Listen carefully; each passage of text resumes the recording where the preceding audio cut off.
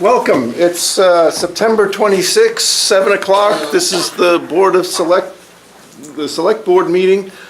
I'll introduce our officials that are here. We have our recording secretary, Kelly Bigos, town manager, Tom Wooden, Select Board members, Trish Warren, Wendy Wolf, and Mike Tomko. And I'm Vice Chair Russ Hoffman. Denise is away this evening. Tom, I think it's announcement time from you. Well, you're in luck. Since I was on vacation last week, I only have one. And that is just a reminder that the next meeting in October generally falls on Columbus Day, and we usually have the meeting on the next day, Tuesday the 11th. So just a reminder that we won't be meeting on Monday the 10th. That's all I have at the moment, Russ. So I'm sorry. So you said we'd meet when? Tuesday the 11th. Tuesday the 11th. Good. And then, Wendy, you sent along another announcement for Tom to make this evening? Yes, I had. Do you want to do that? No, actually. I do have it yeah. if you want me to read it. Yeah, if you wouldn't Yeah. mind, I because mean, I've been getting questions, Yeah. so I think it'd be great. I thought that was the one you were going to. No, I mean, this is out, this is just so everybody knows, this is out on Facebook and out on the town website as well. Right. But dates to remember for the November 8th election. Currently, absentee ballot applications are available for anyone wishing to request a ballot be sent to them when available. On October 11th, the ballots will be available for anyone wishing to vote absentee in person at your local town office. Applications still available for ballots requested by mail or to be taken out of the office.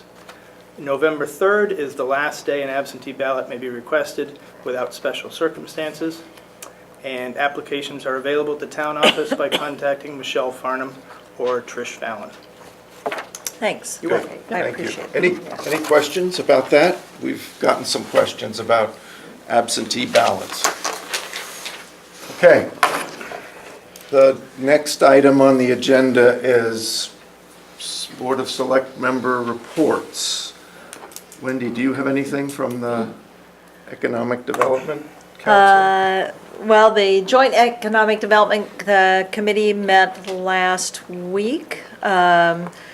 We are missing a representative from Boothbay Harbor, and in the absence of a readily available candidate, we're going to have to solicit volunteers or individuals who would like to volunteer to join the Economic Development Committee.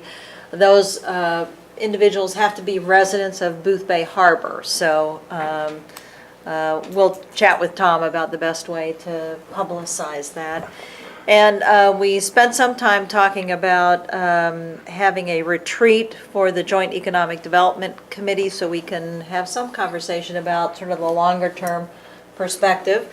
I hope everybody in the harbor and the viewing audience have seen the banners that are up both in the town and over by the fire station on your way out of town that are advertising the Boothbay Festival of Lights. This is the complimentary activity that we've been working on to really have synergy and cross advertising for the Gardens Aglow and the availability in the town of restaurants, merchants, lodging, so that everybody has a win-win out of the holiday event and the visitors that we expect to come for Gardens Aglow. So the last thing that we talked about is going to be addressed later in the agenda. Bob Fonts is here to talk about the potential of applying for a grant for a parking audit, and so I'll defer that till Bob gives us his presentation. So anyway, moving right along. So Great. any Thanks. questions Mike, I can answer? Do you have Mike, anything to anything add you to wanna that? add? No, just that there's exciting things on the forefront. There's going to be a meeting similar to the one that was held in the springtime to pass out more information. We don't know if that's going to be at the Opera House or not, similar to the last one, but stay tuned. And a number of businesses have responded that they will be open and participating, and we're just looking forward to sharing the town and the lights and the festivities and everything about the season. So very excited. Yeah, just to amplify that, tentatively, I think the consultants that we've hired, Green Tree Events, are planning to be here in town on the 7th. That's a tentative date to meet again with businesses and give an update on sort of the plans for the Boothbay Winter Festival of Lights. So Okay. we'll get information out through the register and other means when we have definite stuff about that. Okay, great. Thanks. Thanks, both of you. As far as my announcement or report, as you know, I am the Boothbay Harbor representative on the ambulance board. And at the last meeting, Palmer Payne asked a question about the, what he described as home health care, and I think Palmer is here tonight, and I wanted to respond to your question from a couple of weeks ago. And I think what you were asking was expressing some concern about why the ambulance service is getting involved in home health care when in the past they've been struggling financially, and should they really be doing this? Well, So- in light of the established home health care system that was set up by Lincoln Health, Right. So, I mean, the question was, do we need two of them? well, that we do is the answer. And first of all, for everybody's benefit, it is what the ambulance service calls the community paramedicine program that you're talking about. And I do have a brochure on that if anybody's interested. But it's a program that the ambulance service has been involved in for about 3 years. And they're augmenting the services of the district nurse program. And the district nurse is frankly stretched too far at this point. So the ambulance service has picked up some more, call them rudimentary type healthcare issues, like making sure people take their prescription medication, or stopping in to check blood pressure, or monitoring folks to make sure they're doing what they're supposed to do. The idea being that it's preventative care that will avoid an emergency situation and an ambulance call later on. So they've been operating it under grant funding to date. The DeRay Taylor grant program has been very generous to the ambulance service and has funded that. Scott Lash, the director at the ambulance service, has been using people, his staff, that are in downtime between calls, frankly, or if they're on their way back from a call, and are in the neighborhood of someone that needs attention, they can stop in. A person has to be referred to the community paramedicine program by their primary care physician. So it's monitored, managed that way. And I think there are a couple of benefits in addition to the people receiving care and monitoring. Our folks at the ambulance service are getting experience with administering prescriptions and some familiarity with medical conditions. So there's a double benefit there. What Scott tells me is that the state of Minnesota has realized about a $16 million savings through this kind of a program, which they have as well, compared to if emergency services had been required. So his sort of strategy is getting involved in this early with the expectation or hope that someday Maine Care might pick this up and reimburse it. So that's kind of a long-winded answer to what I think you were looking for. There's a couple of things if I could mention. You brought up the district nurse. That's another welfare agency that we support to the tune of about, $24,000 a year, as I remember from the last budget. From the town budget, correct. So we're already chipping in on that one. Right. The other thing, you mentioned the Dory Taylor Foundation, which I think supplied something like $58,000. for this new program of the ambulance service. Without one of the finest members of the town budget committee, Mary Neal, nobody would have known about the Dory Taylor Foundation. And we sat in here and she had to practically shout at times to be heard to get the message across to the ambulance service and to others that the Dory Taylor Foundation even existed. But Mary Neal hasn't been cited in any other way. Unfortunately, she has other demands on her time and she will no longer be in the budget committee. It's a great loss to the town as well as to the budget committee. Correct. And I wanted to bring her name into this because it hadn't been Sure, mentioned before. sure. She deserves that recognition, Thank certainly. you. Yep. Okay, thank you. Next item is Julia and financial reports. Total revenue year-to-date, $3,349,207.33. Total expenses year-to-date, $2,674,221.48. We collected about 65% of our taxes both to date, so we're approximately 2% over in comparison to what we were this time last year. Good. Does anyone have any questions on the revenue expense? Nothing.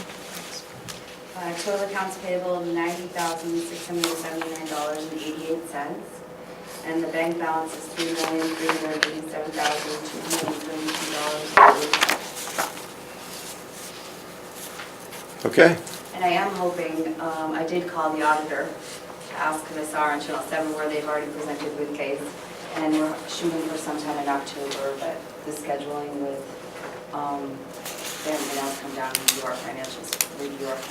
So I'm shooting for one of the meetings in October, so we'll be in touch. okay, good, good. To review the audit report prior to this meeting. And eventually we'll get our Well, with graph that, I'll have the graph. so that we'll be able to see how we're doing compared to last year. Great, great.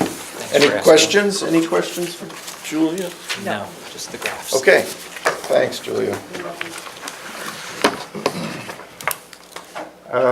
Minutes of our September 12th meeting. I think, Kelly, we've beaten those minutes to death with comments, I know, and you've been great about getting all those comments incorporated. So I need a motion. I'll to- move the minutes as amended. I will second. Okay. Any discussion I'm over the abstaining minutes? because I wasn't present at the last meeting. Okay. So, all in favor of accepting the minutes from the last meeting? Motion passes. Thanks. I see licenses here. Do we have any licenses? I don't see any license applications. All We right. don't have any. Yep. Nor am I aware of any old business that we have. So, on to new business. And I see all of my neighbors from West Harbor Pond are here in the audience. That's awesome. So I think the first item under new business is Mr. Blakesley. You're going to show us some slides? I am. I'm going to give you some commentary along with them. I was going to say.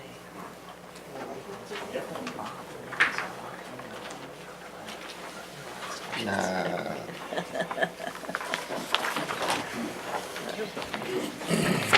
Thank you. Thanks.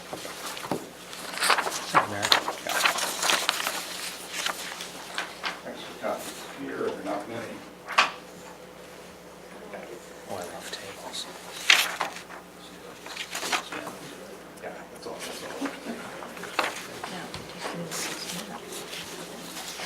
I'm going to stand here next to the screen to speak, and I'll also apologize in advance because I'm going to read what I have to tell you. Excuse because me.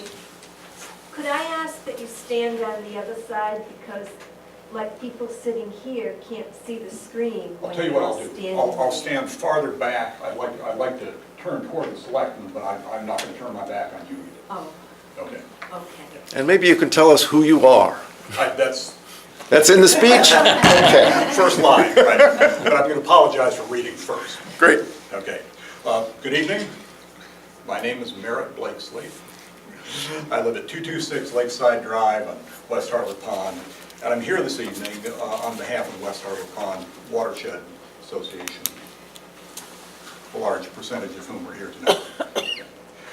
Thank you very much for giving us the opportunity to review for you the serious environmental problem faced by West Harbor Pond and to bring you up to date on the most recent and very encouraging developments in our efforts to remedy that problem. Put bluntly, West Harbor Pond is dying biologically. After reviewing the water quality data for the pond, Dr. John Peckman, the director of the Maine Water Resources Research Institute, said, clearly this is a pond in trouble. And Linda Bacon, the Lake Assessment Section Leader in DEP's Bureau of Water Quality, wrote, the pond is no longer functioning as a freshwater system. The problem is that while West Harbor Pond reaches depths of 30 feet, below the 12-foot level, the water no longer contains enough dissolved oxygen to sustain aquatic life. And Leslie, can we have the first slide here? This slide shows you the oxygen measurements here, of course, the blue, as you can see, is at the surface, and then at the 15-foot level and then down to the 25-foot level, you can see that there is virtually no dissolved oxygen in the pond. These data, which are represented here graphically, are also represented in tabular form on the first page of your handout. The backup to these data is in front of you there.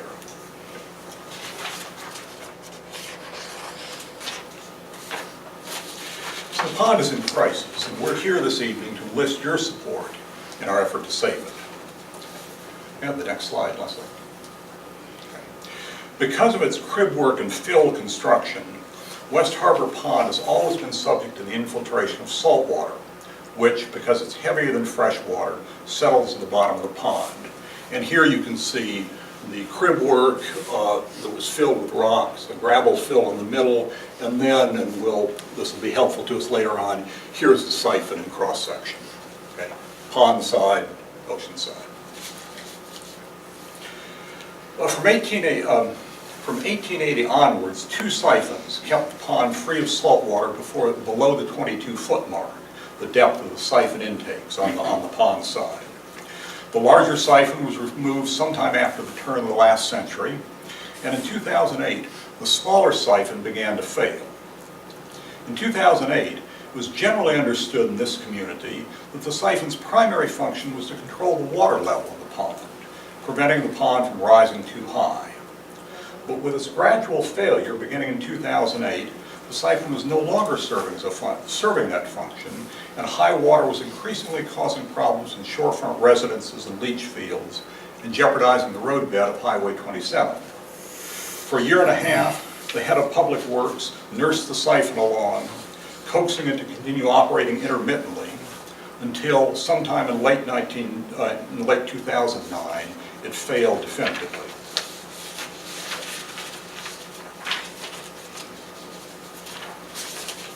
In 2011, the town and DOT entered into an agreement whereby DOT would lower the threshold of the small concrete dam on the west side of the larger dam, and the town would take continuing responsibility for regulating water levels through the use of a gate with removable boards.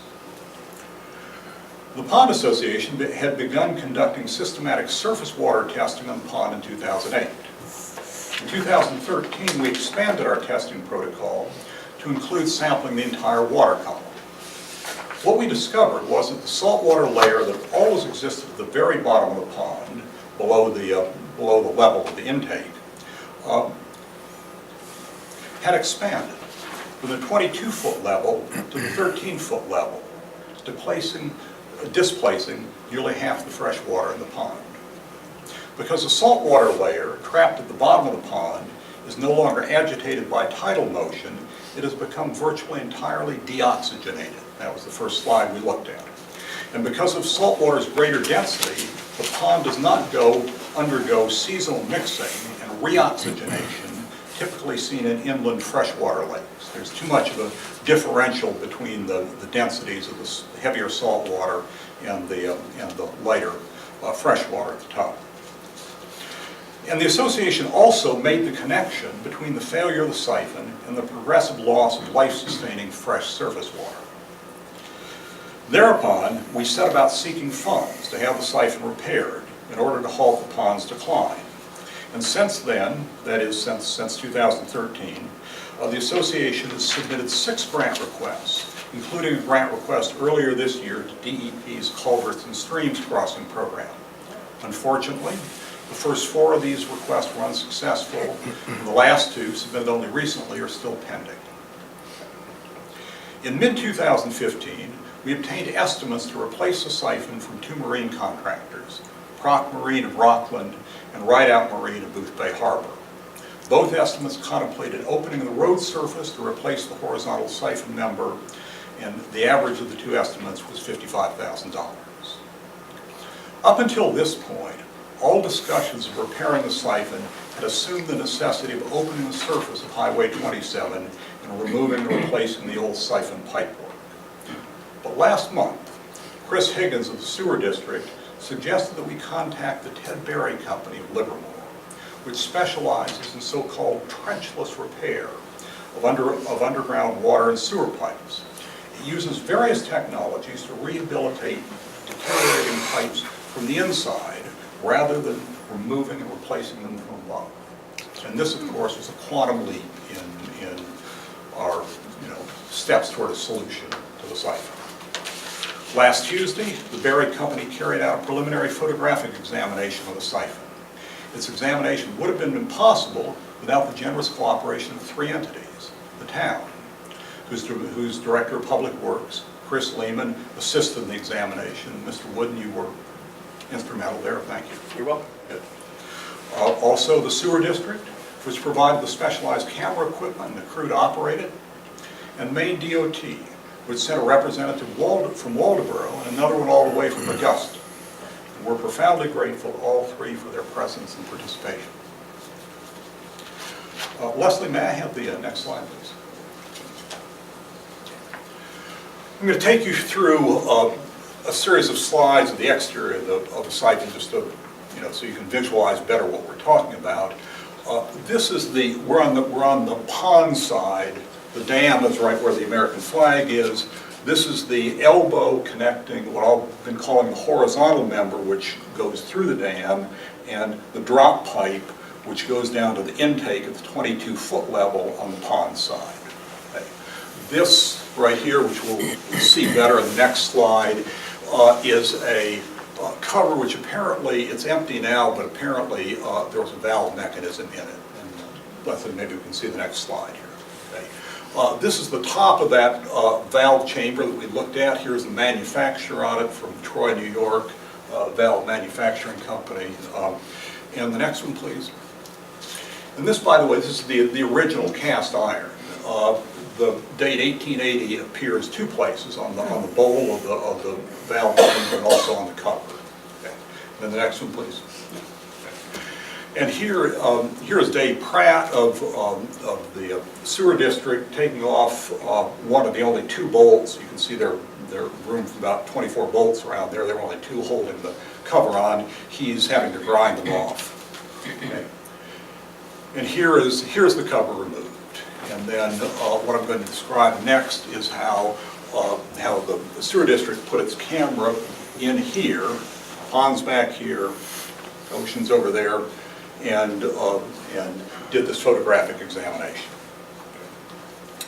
So to gain access to the horizontal member of the siphon, where the break was believed to be located, the 1880 valve chamber on the pond side of the dam was removed. We just looked at that. And the Sewer District's camera was inserted through the valve chamber and into the horizontal member of the siphon, where it progressed until it came to a halt at a break in the pipe 26 feet from the valve cover, or just north of the center line of Highway 27. Leslie? Okay, thank you. On these slides, this is difficult to see here. It will be easier on the next ones. This is the distance in the camera's gone. Leslie, if you go back for one slide, please. Yeah. Measured apparently from this point here, and then directly across the dam. So, yeah, okay.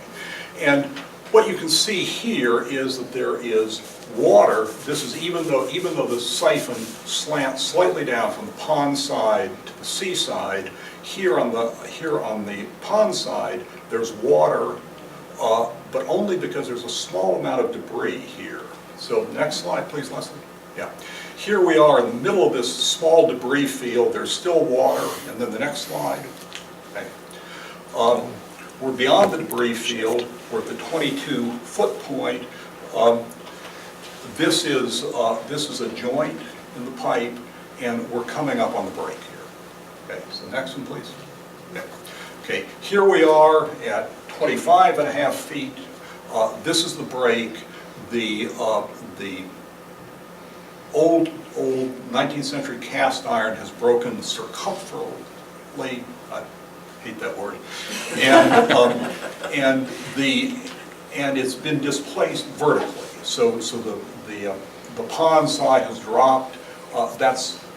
This gap is 2 to 3 inches. I'd like to think it's 2.5 because this is about an inch. So that's the displacement. And then Leslie, the last slide, please. Okay. And here, same, just a close up of the same picture, but you can see some of the fill material from the dam there.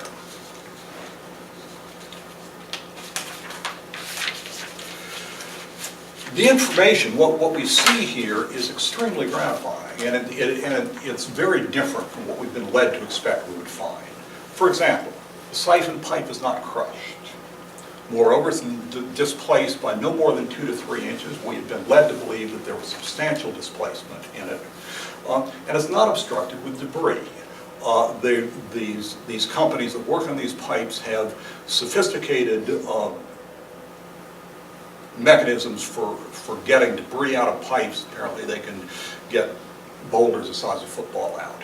They don't need to do that here. This pipe, at least the portion that we've seen, is almost clean, and we don't know, but we don't have any reason to believe that there are any problems on the other side of the horizontal member that we weren't able to see. We couldn't get the camera past this break. And, probably the best piece of news, the Ted Berry Company's representative stated definitively that he could repair the break with any of 3 different techniques. These are techniques that he routinely uses in work it performs with Maine DOT, and none involves opening the roadbed. They're all this trenchless technology. The most promising of these involves removing the vertical ends of the siphon. You recall on that second slide, the elbows.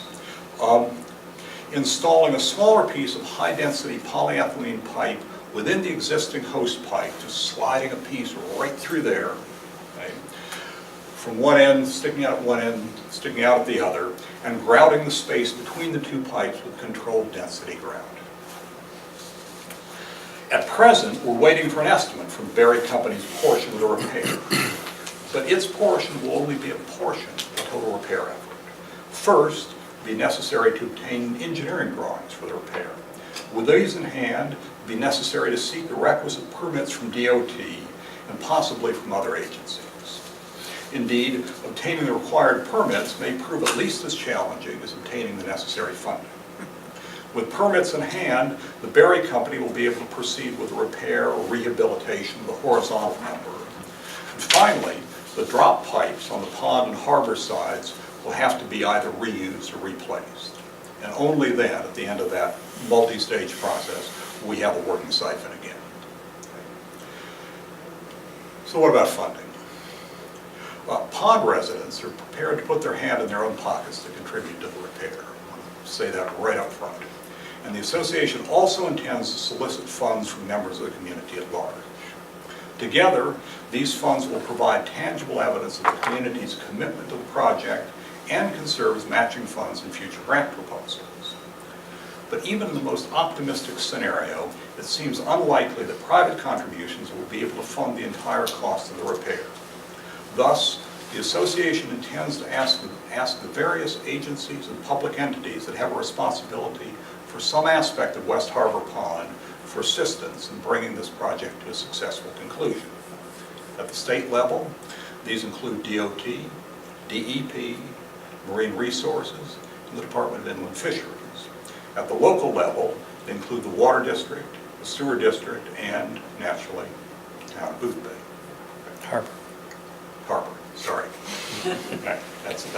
That's a dangerous mistake. Town of Boothbay Harbor, yes. The assistance of these state, local, and municipal entities can take many forms. Partial funding, provision of materials, provision of expertise, particularly engineering expertise, and the use of personnel in obtaining permits. From the very beginning, and I mean from the very beginning of the dam, the town has acted as a partner in the West Harbor Pond and its dam site. In 1879, the town voted to pay the Maine Ice Company the handsome sum of $200 per year for 10 years to ensure that the ice company would install and maintain a road over the dam for the use of the town and its residents. Okay. And this pledge undoubtedly represented a significant part of the monies required to begin work on the dam. More recently, we've seen the town maintaining the threshold and the culverts, controlling the pond's water level, and working to keep the siphon operating. And the town is responsible for one of the most significant contributions to the water quality of the pond when it connected the Beach Cove Hotel and the multi-unit housing along the southeastern shore to the town's sewage treatment plant. This evening, we're here to ask for your moral support in saving West Harbor Pond. But shortly, we will be back to ask for your material support. Let me be clear. We're not asking you to fix the siphon for us. What we are asking you to do is to work alongside us and other agencies and individuals in a collective public and private endeavor to fix the siphon. Thank you very much. Be happy to take any questions. Thank you. Yes. And while you're thinking of your questions, I just want to call attention to the handout I gave you. The first page is oxygen levels in the pond. The second, which I haven't discussed until now, is simply the chemistry of the pond at the top of the bottom. Those are for reference. Yes. First of all, thank you for a very clear presentation and really laying out all the hard work the association has done. I compliment all of you on your persistence and your optimism to get this done. This is very exciting. Actually, it's one of the nicest presentations I think we've had at the select board meeting in a long time. You know, I'm just curious because I know one of the things that at least I've heard MDOT say is, oh, we didn't want to do anything because what if the dam would give way and then West Harbor Pond would flow into the ocean and we wouldn't replace this once again. And I'm trying to remember what town that happened to where the dam gave way. And Sherman. yes, and I'm just interested, do you have any information to what happened to property value assessments on Sherman Lake when the water drained out from the lake?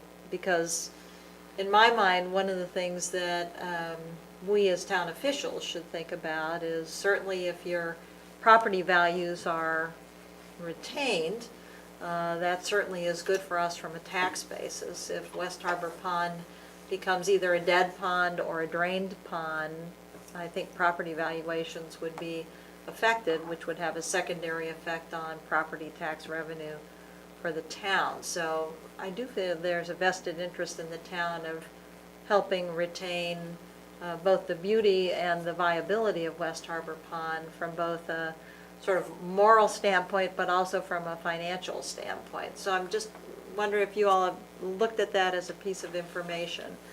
We're certainly looking at it. We don't have definitive answers, but what we do know is that parts of the pond, particularly on the west side, drop directly into the water, and there's deep water there. That is water that would be below a low tide line.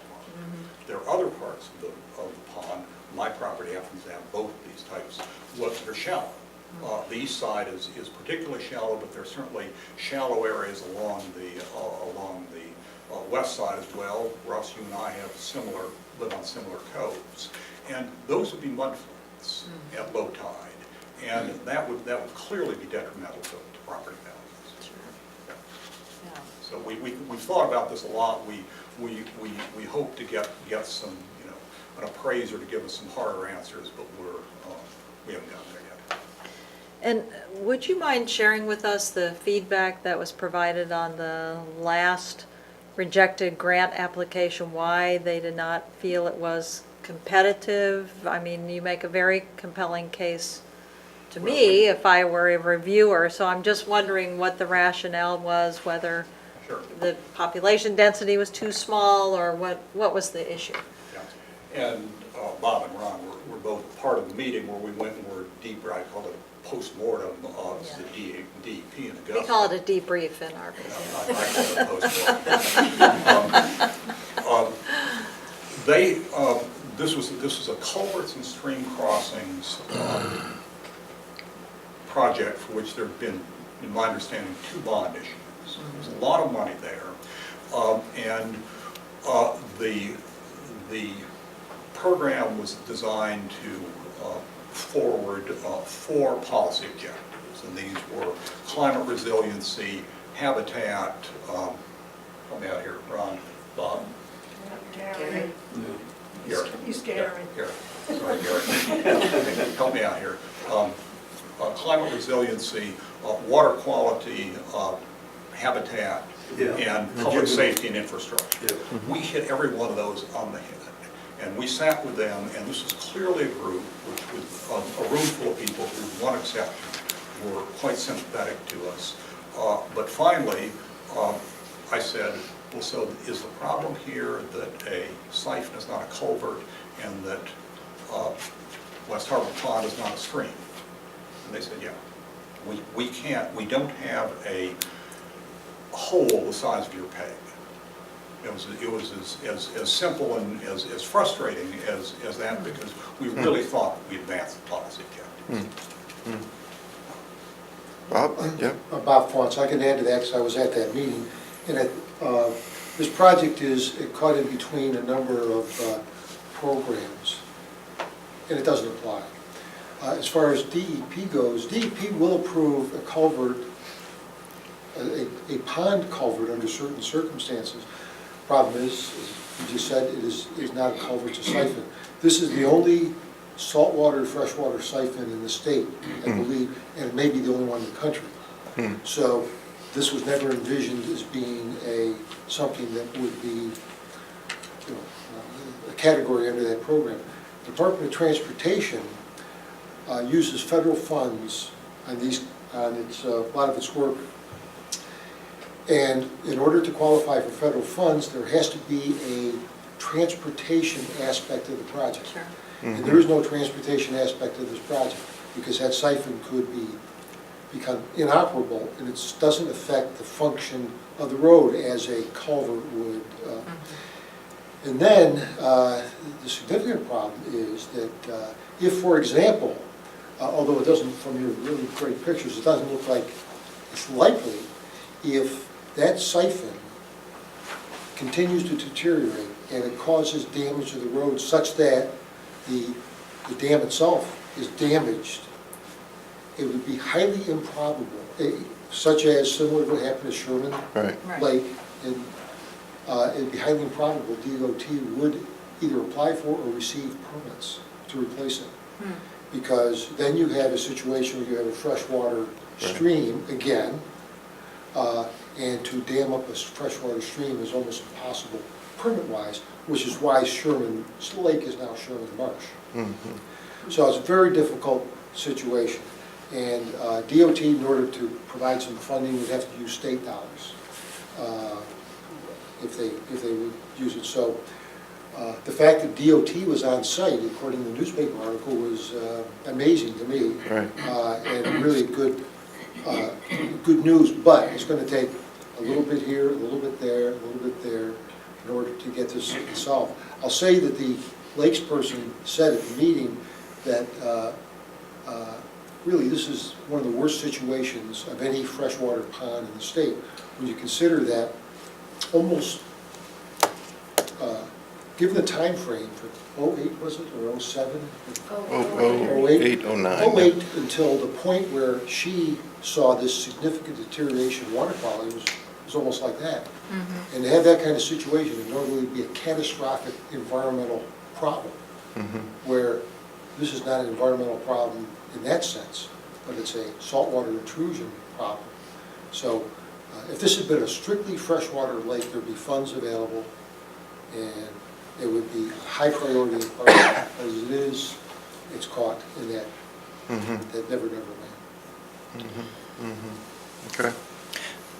Mayor? And just to follow up on Bob's point, not only were the people from DOT there, we got authorization from them to do everything we did, got it in writing. Yep, So- yep, good. So your first graphic showed approximately 8 to 12% of oxygen saturation level at a 12-foot level, and then much less at the 15 and the 25. Do you have? I think the numbers actually, the percentage numbers are actually up in the 80s, 90s. Do you anticipate that the repair of the siphon will be able to reverse this, or what time? We do, sure. We can't promise that it will happen overnight. What we do know is when these builders put in the dam in 1880, they had two siphons. This is a smaller one, it's 14 inches. The larger one was 28 inches. They were both at about the same level, the 22-foot level, and they got them running, and they were getting fresh water out of the bottom of the intake in less than 2 months. Okay. Now, you scale that back for the absence of the bigger siphon. There'll clearly be a smaller pipe through the 14-inch, although it may move water faster. But this is doable. I mean, we can get it back, given time. We can get it back to where it was before the siphon stopped operating. Just to follow up, I asked that question directly to the lakes person at DEP, and she said she thought it'd take a couple of years only to return this to perfect health. That's how quickly it could be, because it's just getting rid of that salt water. Okay, so next steps, as I understand, Merritt, are you're expecting an estimate to We put the need an liner? estimate to go anywhere. Yep. Then we need to figure out how we're going to get the siphon, how we're going to get the permits. Right. We've gone to DOT and said, we'd like you to help us with the engineering drawings and the permits, and oh, by the way, we might like a little money too. We'll see what they say. If they won't help us with any of those things, we'll go out and hire them done. The Berry Company has given us the name of a company in Livermore that it works with closely that does both engineering and permitting. So all of that's doable in the next step. We'll have to find the money to pay for it. But to me, there's a clear path here. Okay. And to me, the bumpiest part of that path is going to be the permitting. So should we expect you to come back with an update at some point? When might that be? I think 3 when we months, have more or- to tell you, when we Yep. have significantly more to tell you, I'd be delighted to come back. We would be delighted to come back and give you an update. Okay, and no guess as to when that might be? Well, I expect we'll have an estimate in a week or two. And then, I don't know how long it will take us to get a yes or no from DOT on whether they'll help with pulling permits for us or helping us pull permits, and particularly with the engineering. Okay. But I think at that point, we'll know whether we're going to have to go out and buy those things or whether we're going to have DOT help us with them. Provide in-kind contribution. Okay. So we, as I say, we're delighted to come back and talk to you when we have something to tell you. Okay. Okay. Thank you very much. Thank you. Oh, thank Great- you all. Great presentation. This Thank is, you. You've done a lot of work there. Thanks. Good stuff.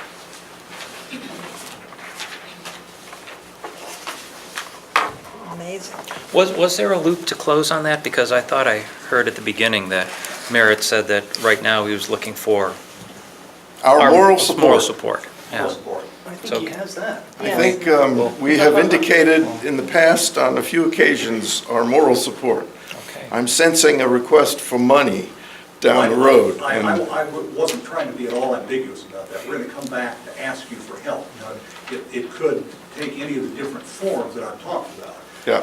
Help with permitting, money out of your pocket, help with personnel, maybe Okay. have a spare load Yeah, of riprap. in So we kind. will, Yeah, right, it can be we in will, kind we support. will stand by for that request. But we're not going to be bashful about asking for support beyond the moral. And Nor should you be.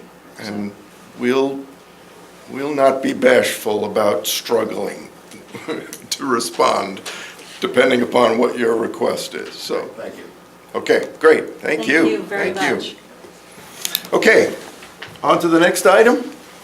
Bob, I think you're up with your parking audit information. Okay, name is Bob Fox with the Lincoln County Regional Planning Commission. Maybe about a month ago, we got an email about a smart growth program, technical assistance program, a variety of topics.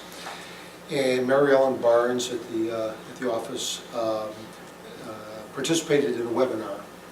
And so we were looking at the possible topics, and then Ken Rail, who's on the Joint Economic Development Committee, called Mary Ellen and asked her about, had a meeting to talk about what we might be able to do, or what the committee might be able to do to push forward some of the parking issues that it has been targeting in its work plan. So Mary Ellen called me and said, what about that webinar?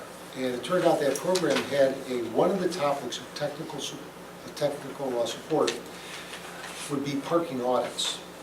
Now, this is not really a grant program. What it would do is you apply to this organization, and that's funded by US EPA.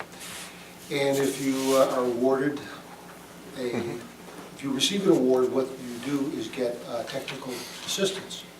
So in this case, the technical assistance would be in the form of some experts, parking experts, to come to a meeting to discuss how to conduct a parking audit, and to actually, maybe the best part of it is to be a technical resource for folks to ask all the questions that seem to always come up when it comes to parking. Now, the Joint Economic Development Committee, just to let you know, these are proposed work areas as far as the parking aspect of that, and you may be aware of it anyway, but these are some of the issues that the JEDC is considering. They want more information on permitted parking time. Right now, 2 hours for many spaces do not serve visitors well. The conflict between employee and owner parking, taking up public parking spaces, but the fact employees and owners still need to park. Additional parking needs, parking needs areas that need to be developed in town. How to deal with parking violations, to be strict or friendly with them. Maybe consider strategic options such as loading zones or quick drop-off spaces, and a variety of other things that Ken had brought up. So I thought this might be an interesting, no-cost kind of technical assistance. I already knew that Damascata was interested in it. They're going through some, not all the same, but some of the same issues in Damascata. And that Board of Selectmen and staff is very interested in pursuing this, essentially as a joint work session, if you folks are interested. The JEDC voted unanimously last week to support an application. If you folks are interested, I will include you in the application. It's due October 6th. It's not a rigorous application, but it still needs to be fleshed out. It's a competitive program. I think they're going to grant maybe 6 or 7 nationwide. However, this particular agency, which is called Smart Growth America, we have been successful twice so far in the recent past. Damascata got a technical assistance. It was essentially the next step in carrying out their Shore and Harbors program. And then 5 years ago, we got major technical support for Wisconsin, a big downtown master plan application. That was about $28,000 worth of assistance on that. So if you're interested, I would ask you to vote on it, sign a letter of support, and I will submit the application.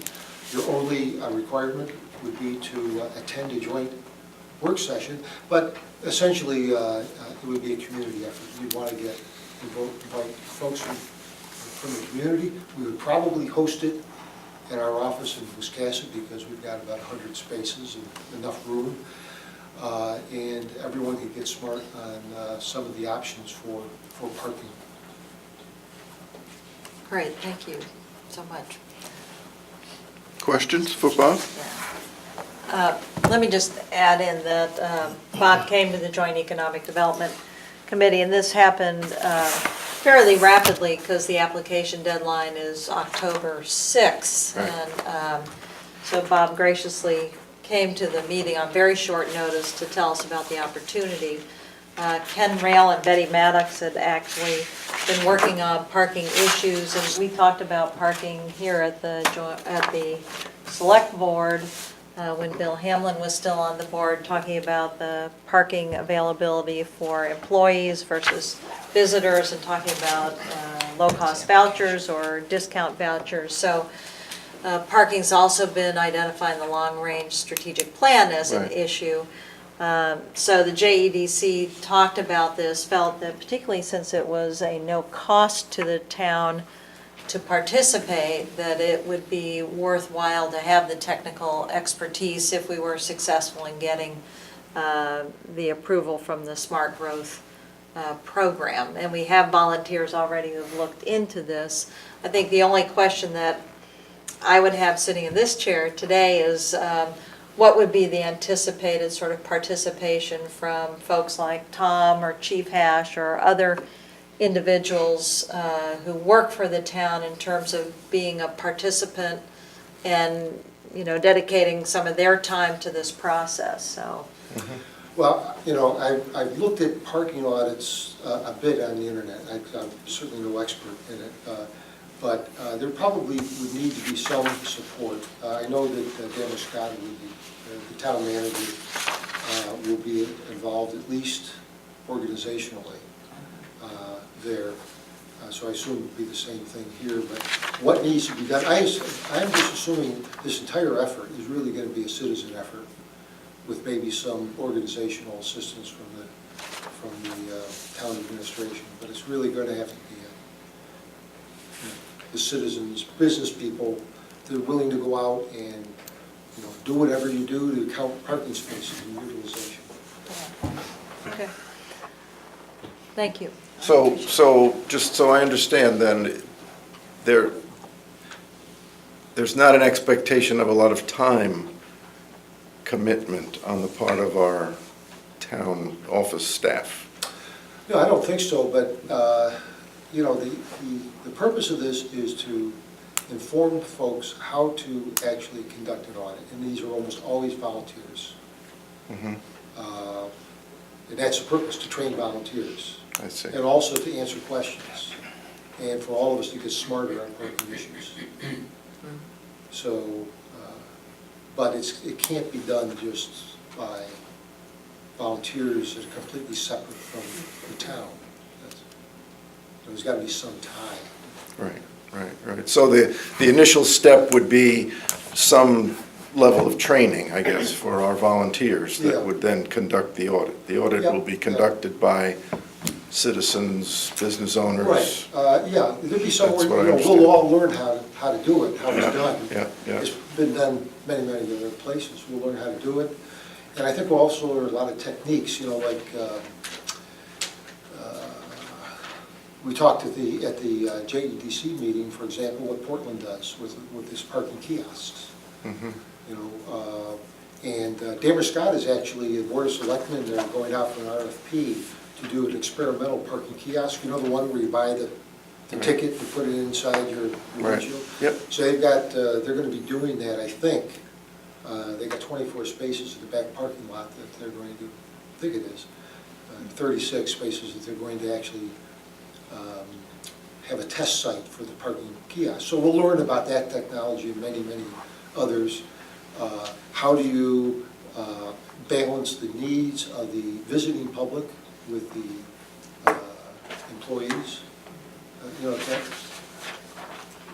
Okay. Okay. So what we need is a motion. Well, I'm very supportive, but I would love for the motion to come from somebody else who isn't the co-chair of the JEDC, since we already promoted that from the JEDC aspect. I don't want to have people feel that I'm just promoting one agenda, so, but I am very supportive of this, and I will be happy to second the motion, so. Well, then I'll put the motion forward for the, putting the application together for the audit, the parking audit. Great, I'm happy to second that. Okay. Thank you. Any additional discussion? I think this is outstanding. This is just an outgrowth of work that we've been doing for years, whether it was the Route 27 corridor plan, the bike pedestrian plan, our comp plan. This is a terrific next step, and I'm grateful that you and Mary Ellen were able to bring that forward. Yes, I'll just have one comment before we vote, that, you know, I think I mentioned this in my email to you, Bob, also, that Tom was on vacation when the JEDC met, so it was difficult, given the timing, to sort of coordinate, but I think grant opportunities, when they involve the town, we should really make sure the town manager is integrated and involved in the conversation, because usually the buck stops right there.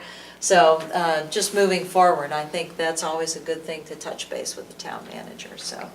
And as Wendy mentioned, we've got our own folks working on parking around here as well, so we need to keep them in the loop too. So Bob, just so I'm clear, the first thing do you need a letter? yes, Or- I actually, hopefully, you're going to vote positively, I created a letter and sent it to Right. Okay. Wendy, so she has a letter that Great. we signed. All right. Simple letter of support. Anything else? Discussion? Ready to vote? Yep. Everybody in favor? Okay, Thanks. motion passes. Thank you. Thank you, Bob, very much. Thanks Thanks very for much. coming. There's another item under new business, One more. and that, what it says on my agenda is appointment of Police Sergeant Pat Higgins. Right. As you know, Pat Higgins is retiring from the police force. Annalee Rosenblatt and the union drew up some provisions, because this particular topic wasn't covered in our union contracts, as far as retiring an employee and then hiring them back. But a few months back, Annalee and the union did work that provision out, which will get added to the union contracts when we negotiate next spring. But I'm not sure what his date is, 29th or 30th? His retire date is on Thursday, whatever. Is that the 30th? And then it's actually the 29th. He has the 30th off, and he'll be back to work on the 1st. So- Right. So we're asking you to reappoint him as of the 31st. The 30th. 30th? Thank you. Okay. So again, we need a motion.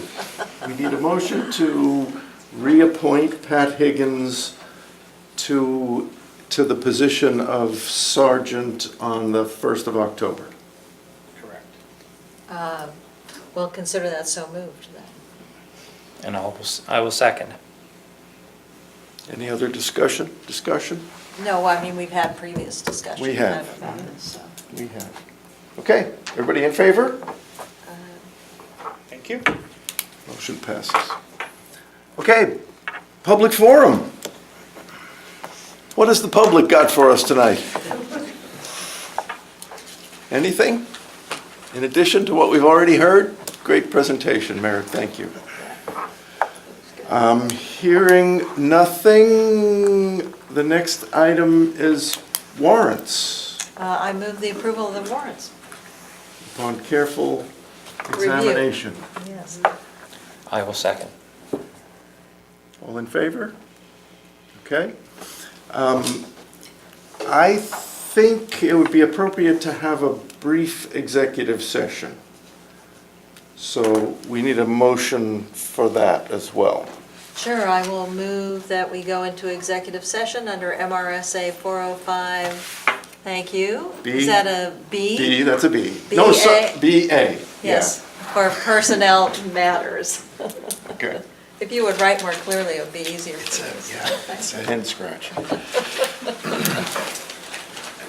Actually, that's a 6. 405-6A, All sorry. right, thank you. Personnel matters. Yeah, I'll accept the friendly amendment.